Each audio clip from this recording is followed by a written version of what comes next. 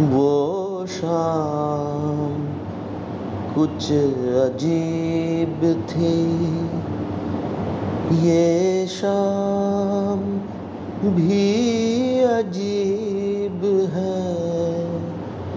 वो कल भी पास पास थी, ओ आज भी करीब है।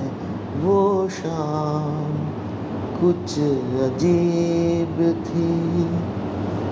নমস্কার বন্ধুরা, বুঝতেই পারছেন আজকে যে গানটি সামনে এনেছি সেটি খামোশি সিনেমার গান। 1968 সালে এই গানটি প্রকাশিত হয়েছিল। এই গানটিতে সুর দিয়েছিলেন হেমন্ত মুখোপাধ্যায় এবং গানটি লিখেছিলেন গুলজার।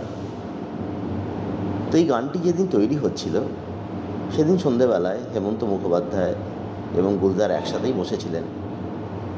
হেমন্ত মুখোপাধ্যায় একটা ইজি চেয়ারে বসে আছেন, কিন্তু সুর কিছুতেই আসছে না। গুলজার প্রথম মুখরার লাইনটা লিখলেন, ও শাম কুছ অজীব থি। হেমন্তর মনে সুর খেলে গেল, উনি সুর করলেন, মুখরার অন্তরা সুরটাও করে দিলেন। তখন গান যখন তৈরি হতো, কখনো কখনো লেখার পরে সুর তৈরি হতো, কখনো আগে সুর তৈরি হতো তারপরে লেখা হতো, এই কম্বিনেশানে হতো।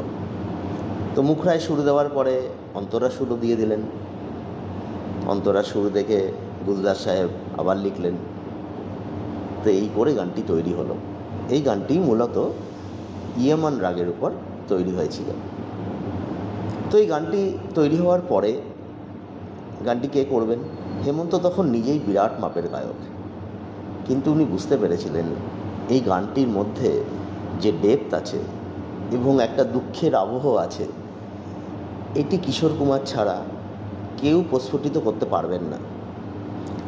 তাই এই গানটি এখন উনি কিশোর কুমারকে দিয়েই গাওয়ালেন এবং তারপরেরটা সবাই জানে, ইতিহাস হয়ে গেল।